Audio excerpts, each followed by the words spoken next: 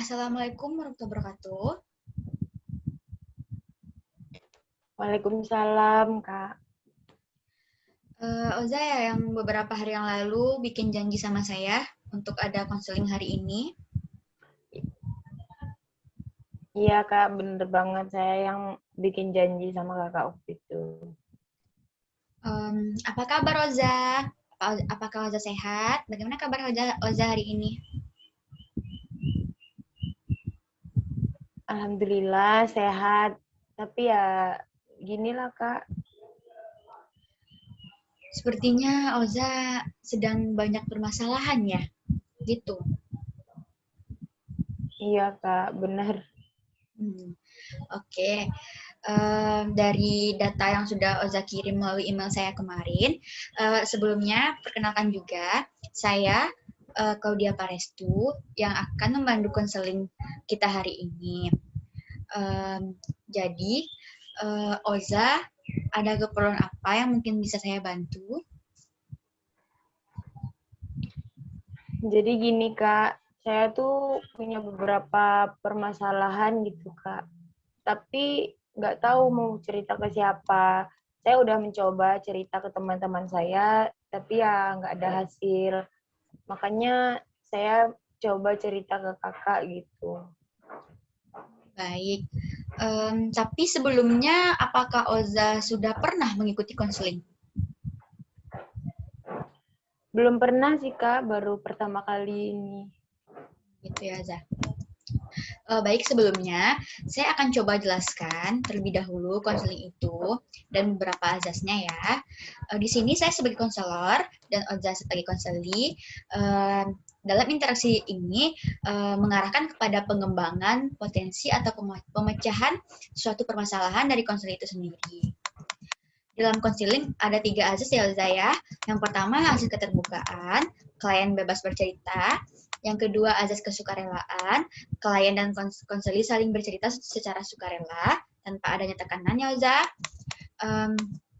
Dan kemudian yang ketiga adalah azas kerahasiaan ini. Berarti dalam konseling kita hari ini hanya saya dan Oza yang tahu. Saya akan menjaga kerahasiaan konseling kita hari ini. Kecuali nanti ada masalah selanjutnya, itu kan tergantung persetujuan Oza sendiri. Dapat dipahami Oza? Paham, Kak. Oh iya Oza, durasi konseling kita hari ini mungkin berkisaran 10 sampai 25 menitan. Jadi apakah Oza ada pertanyaan? Nggak ada sih, Kak. Udah cukup jelas. Oke, kalau begitu mungkin kita bisa mulai dari Oza ya, Oza. Silakan Oza bisa ceritakan permasalahan apa yang ada dan perasaan-perasaan apa yang mungkin ingin Oza ceritakan. Oh ya, sebelumnya biar lebih akrab, saya boleh manggil Oza apa ya, Oza? Kayak Oza tuh kayak lain gitu. Panggil Oja aja, Kak. Oke, Oza. Biasanya teman-teman saya manggil saya Oja. Oh, gitu ya, Oza. Oke, Oza. Silakan diceritain aja. Jadi gini, Kak. Sejak awal masuk kuliah tuh saya mengalami kesulitan dalam mengatur kegiatan saya. Nah, sampai saya tuh kehilangan minat belajar dan lebih memprioritaskan waktu ke hal yang kurang produktif gitu, Kak. Kayak main game di HP gitu. Terus Ja?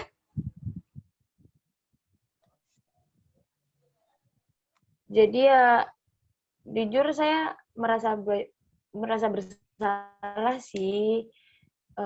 Terus juga tekanan batin kan karena orang tua saya susah-susah membiayai untuk kuliah, sedangkan ya saya begini. Gitu. Jadi Oza merasa bersalah dan terganggu karena tidak memanfaatkan biaya yang diberikan orang tua untuk kegiatan kuliah ya. Tadi Oza Iya, bilang, Kak, benar banget. juga kalau perilaku ini Oza mulai sejak awal kuliah. Iya, iya benar. Namun sebelum kuliah kan SMA ya. Saat SMA itu Oza Iya. gimana? Apakah Oza masih seperti ini atau gimana Oza? Kalau dibandingkan sama masa-masa SMA yang dulu tuh Kak, berbanding terbalik banget gitu loh. Waktu saya SMA tuh saya merasa cocok sama dan satu frekuensi itu sama teman-teman saya yang lain. Tapi itu tuh teman-teman yang seperti itu nggak saya temukan di perguruan tinggi ini gitu. Terlebih yang menghilangkan minat saya itu ya ketika saya nggak lulus di perguruan tinggi yang saya mau, Kak. Berarti pertemanan semasa di SMA dan kuliah, kemudian tidak lulus perguruan tinggi. Oke. Pertama, boleh dijelaskan terkait pertemanan Oza di kuliah dan apa yang membedakan antara teman SMA dengan teman kuliah Oza saat ini?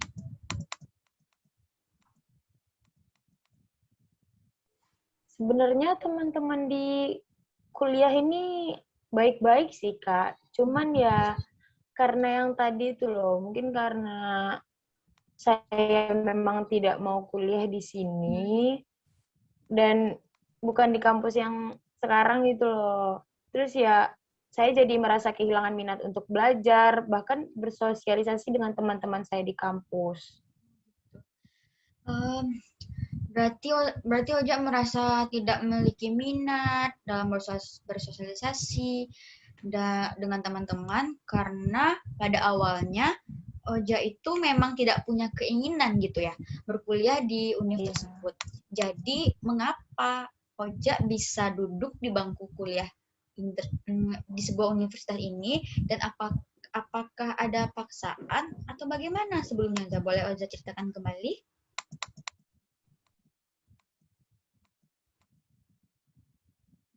Duh, gimana ya Kak ya? Gak apa-apa, Oza. Saya kan ngerti, pasti terasa sulit untuk mengungkapkannya. Perlahan saja, lepaskan semuanya dan anggap saya sebagai kakak Oza sendiri yang bisa Oza jadikan tempat bercerita dan kita saling-saling sharing di sini, Oza. Iya, iya. Jadi sebenarnya tuh saya gagal untuk mengikuti tes perguruan tinggi di kampus yang saya mau gitu, Kak. Setelah itu minat saya untuk kuliah tuh hilang gitu, Kak. Tapi orang tua saya tuh tetap memaksa saya untuk kuliah di kampus manapun, yang penting kuliah gitu. Ya, alasannya zaman sekarang kalau tidak berpendidikan tinggi itu ya mau jadi apa gitu ke depannya. Yang nggak mau, saya dengan terpaksa mengikuti keinginan orang tua saya. Walaupun ya saya sebenarnya nggak mau gitu. Di satu sisi saya nggak mau kuliah selain di tempat yang selain yang saya inginkan gitu. Tapi ya di sisi lain saya juga nggak mau kan ngelawan sama orang tua saya. Gimana tuh Kak jadi serba salah gitu loh. Iya, iya, iya. Terus ya memang kalau sesuatu yang dikerjakan tidak dengan niat itu ya hasilnya gini, saya kuliah dengan keterpaksaan dan nggak sungguh-sungguh gitu loh Kak. Terkadang timbul perasaan bersalah karena menyanyiakan kepercayaan orang tua saya yang udah ngebiayain saya, tapi gimana ya Kak, niat itu tuh emang nggak ada, jadinya ya percuma gitu loh. Oh, tapi saya merasa senang Oza. Oza tuh berani untuk mengungkapkannya kepada saya. Dan saya juga kagum dari cara Oza menghargai keinginan orang tua dan tetap berkuliah. Namun mungkin dalam pelaksanaannya saja Oza menjadi kehilangan minat dalam berbagai hal. Misalnya itu tadi belajar kan, bersosialisasi, kayak tidak menemukan teman sefrekuensi, dan menghabiskan waktu dengan bermain game online. Berarti itu tuh udah Oza rasakan semenjak Oza duduk di bangku perkuliahannya?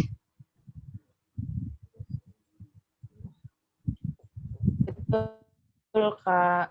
Makanya saya nggak mau gitu loh terus-terusan kayak gini.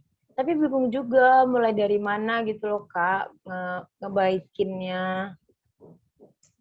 Oke, sebelumnya kalau saya boleh tahu ya Oza ya, apakah Oza sudah berbicara dengan orang tua terkait masalah yang Oza alami saat ini?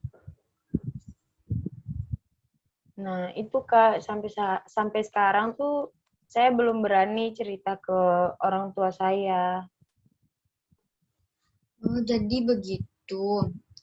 Berarti sekarang orang tua Oza sendiri tidak mengetahui bagaimana perasaan dan hal apa yang Oza alami sejak awal kuliah hingga sekarang?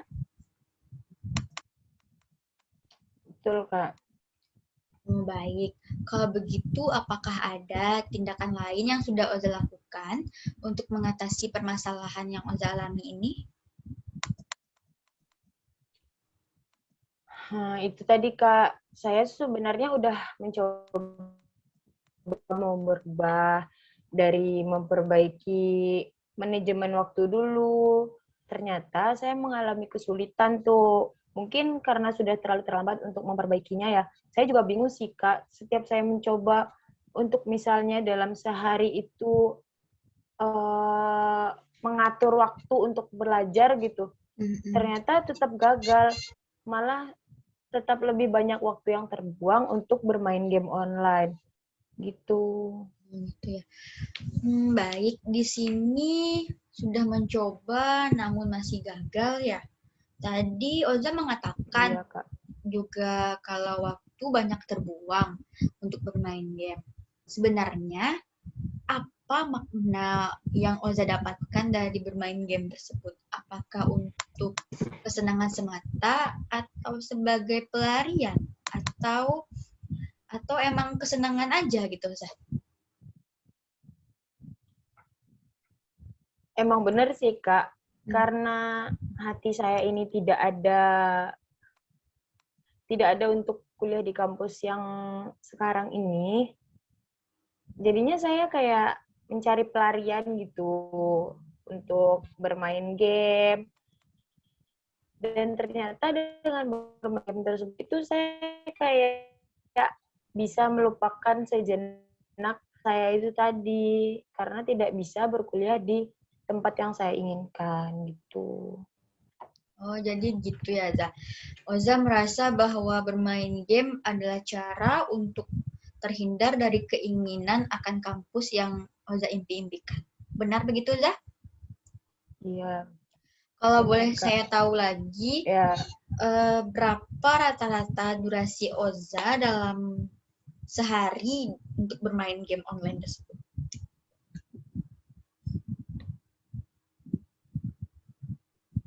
kalau untuk rata-rata waktu saya bermain dalam sehari itu kurang lebih aman sih Kak. Lebih dari 5 jam sehari. Kalau dipikir-pikir ya, Zah, itu memang durasi yang sangat lama untuk bermain game, ya kan? Iya. Jadi saya simpulkan di sini berarti Oza mengalami permasalahan dalam memanage waktu dengan baik. Jadi waktu Oza sehari itu terbuang sia-sia hanya seperti untuk bermain game.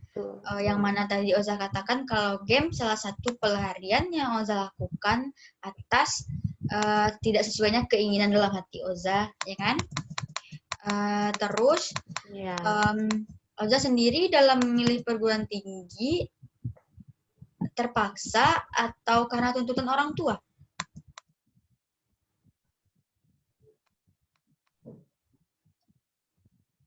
Ya karena tuntutan orang tua tadi Kak. Oh gitu. Kan Jadi akibatnya saya juga nggak mau ngelawan, makanya saya jadi akibatnya juga di sini Oza jadi kurang bersosialisasi dengan teman-temannya dan merasa teman-teman SMA itu lebih sefrekuensi dan teman-teman kuliah itu tidak ada kecocokan dengan mereka. Padahal sebenarnya mereka itu baik gitu kan. Namun Oza berkeinginan untuk merubah perilaku Oza tersebut Benar begitu kan? Iya Kak, benar. Saya tuh pengen banget berubah. Kalau bisa ya saya ingin mengulang lagi dari awal dan memperbaiki kesalahan-kesalahan yang sama ini saya lakukan gitu. Oke. Saya cuma bisa menyarankan ya, Za, atau memberi opsi pilihan untuk Oza. Sebenarnya tidak ada kata terlambat untuk berubah. Hanya saja tinggal pada niat kita saja ya, Oza. Saya sebetulnya kagum kepada Oza yang bisa menyampaikan ini terang-terangan dan punya kegiatan untuk dan punya kemauan untuk merubahnya. Tetapi tetapi tidak ada salahnya Oza untuk mencoba gitu ya, Oza, membicarakan kepada orang tuanya terkait apa yang Oza rasakan, karena tidak baik juga kan melakukan sesuatu karena terpaksa. Oza bisa lebih plong rasanya akan terbuka lagi dan dipendam. Tapi ada baiknya nanti Oza sampaikan dengan bahasa yang baik pada orang tuanya, dan kalaupun semisalnya dari orang tua itu tetap kekeh gitu kan dengan pilihan mereka, Oza harus mencoba juga untuk ikhlas. Insya Allah pilihan orang tua itu yang terbaik ya Oza, karena dengan ikhlas juga Oza bisa menjalankan kuliahnya dengan lebih nyaman, lebih baik, tidak tertekan lagi. Oza juga bisa mengikuti apa kan dulu? Oza di kampus berarti kayak pulang pulang kuliah gitu, nggak ada ikut organisasi apapun. Iya Kak. Oh, gitu ya. Nggak ada Kak. Jadi setelah ini Oza juga bisa gitu Za mengikuti organisasi kampus. Mungkin itu bisa untuk meningkatkan kualitas diri Oza dan sosialisasi dengan orang baru. Selain itu kan juga bisa mengisi waktu luang daripada kita main game gitu kan. Lebih bermanfaat kalau ada kegiatan di kampus itu kan. Tapi bermain game juga nggak di stopin gitu Za. Soalnya kan game itu boleh saja kan bisa jadi reward untuk diri kita yang udah lelah sama pekerjaan atau apapun, kan kita juga bisa sampai sesekali gitu. Namun kita juga perlu ya Za memanajemen waktu kayak waktu tadi ya, agar kita tuh lebih terarah dari kegiatan-kegiatan Oza, dari paginya ngapain, siangnya ngapain, entar sorenya ngapain, malamnya ngapain. Kan bisa kita nulis atau kita nyatet di notebook di handphone bisa, ataupun di notebook yang kita tulis gitu kan, paginya kita ngapain. Jadi setidaknya kegiatan kita tuh agak terarah gitu kan gitu. Jadi istirahatnya jam berapa, nanti kan dengan begitu Oza lebih dapat terprogram gitu. Iya Kak. Jadi bagaimana? Apakah Oza sudah menentukan pilihannya dan langkah apa yang kedepannya Oza lakukan? Sepertinya saya bakalan nyobain saran dari kakak tadi sih, kayak membuat list kegiatan harian saya dengan skala prioritas. Dan juga mungkin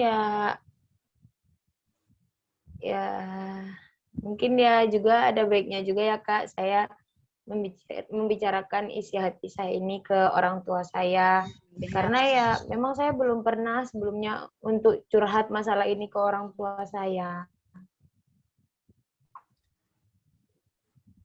Oke, baik Oza. Oza sudah memilih langkah yang akan diambil. Semoga semuanya saya doain lancar, tetap semangat Oza menjalankan kesehariannya.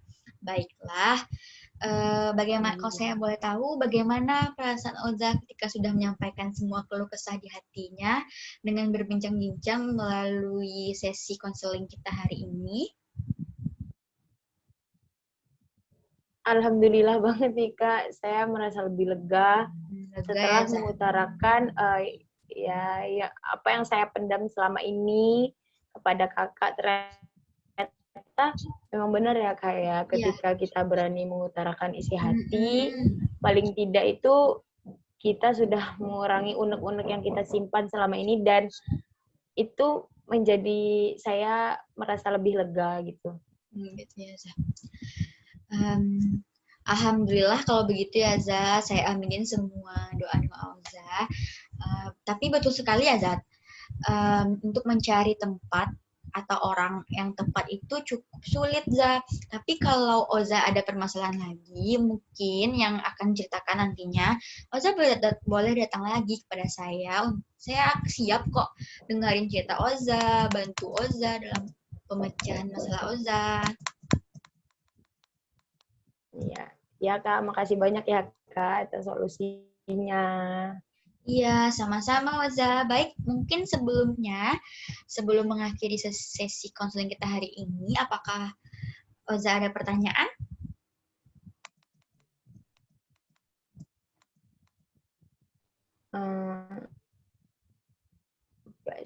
Saya rasa ada sih Kak. Oh iya, kalau mengenai kapan saya bisa cerita kakak kembali, saya butuh solusi dari kakak lagi gitu. Oh iya, iya. Oh boleh Oza, nanti bisa hubungi saya ya. Kembali nanti Oza lihat ya di bio saya. Nanti kan itu ada kontak person saya. Nanti bisa kita sesuaikan jadwal kita lagi. Kita bakal ketemu lagi. Kalau Oza ada apa-apa, jangan sungkan-sungkan ya Oza. Ya Kak, makasih ya Kak, makasih banyak. Makasih kembali Oza. Selamat menjalani aktivitas hari ini. Assalamualaikum Oza. Waalaikumsalam.